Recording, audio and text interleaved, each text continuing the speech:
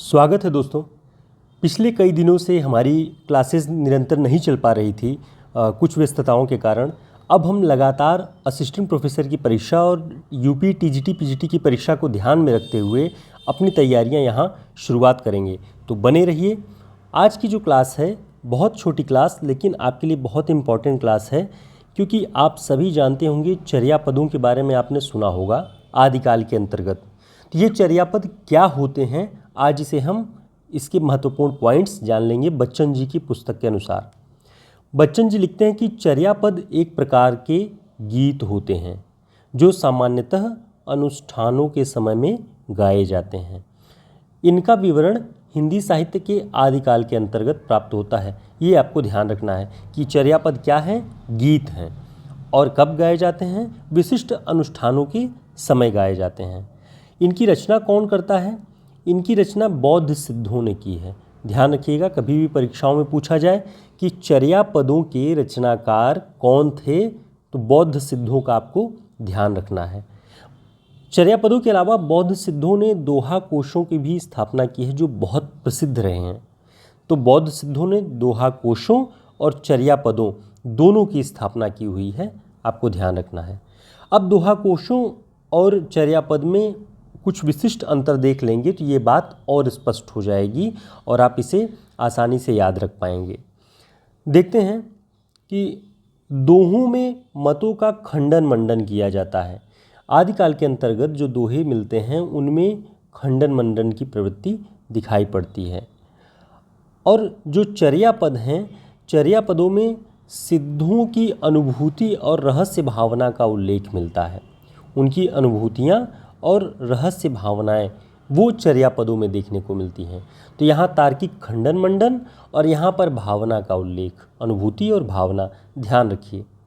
दोहों की रचना परिनिष्ठित अपभ्रंश में हुई।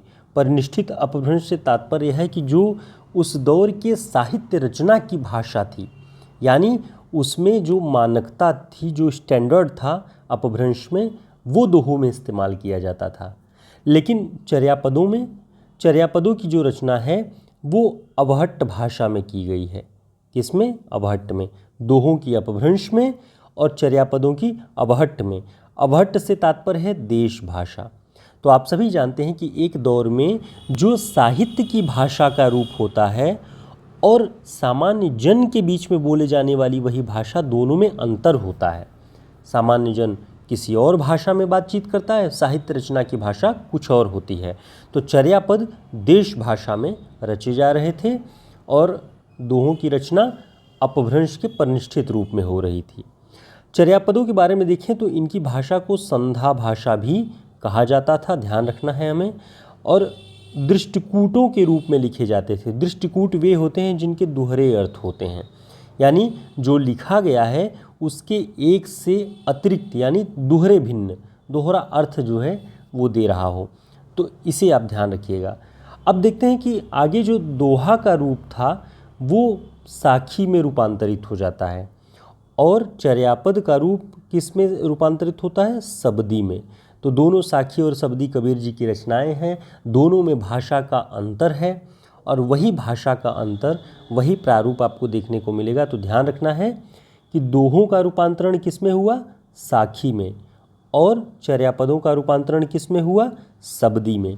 तो ये मोटे मोटे पॉइंट्स थे जिन्हें आप ध्यान रखेंगे तो आसानी से आप परीक्षाओं में चर्यापदों और दोहों के बारे में पूछे जाने वाले प्रश्नों को कर पाएंगे। दोस्तों, इस तरह के सभी महत्वपूर्ण पॉइंट्स पर आपको नोट्स हमारे हिंदी साहित्य के शॉर्ट नोट्स में मिल जाएंगे, जो कि आगामी सभी परीक्षाओं के लिए, चाहे टीजीटी पीजीटी की परीक्षा हो, चाहे असिस्टेंट प्रोफेसर की परीक्षा हो, यूजीसी नेट की परीक्षा, सभी में ये उपयोगी होगा। क्योंकि हमने परीक्षाओं की दृष्टि से सभी ऐसे महत्वपूर्ण पॉइंट्स को इसमें कलेक्ट किया हुआ है जो आपकी तैयारी को आसान बना देगा। तो आप इसे पीडीएफ फॉर्म में या प्रिंट बुक में भी ऑर्डर कर सकते हैं हमारे व्हाट्सएप नंबर पर संपर्क करके। दोस्तों, जुड़े रहिए। फिर से हम एक साथ मिल करके आगामी परीक्षाओं की तैयारी करेंगे। एक नई क्लास, एक अच्छी क्लास लेकर के हम आपके सम्मुख फिर प्रस्तुत होंगे। तब तक के लिए नमस्कार, शुभकामनाएं।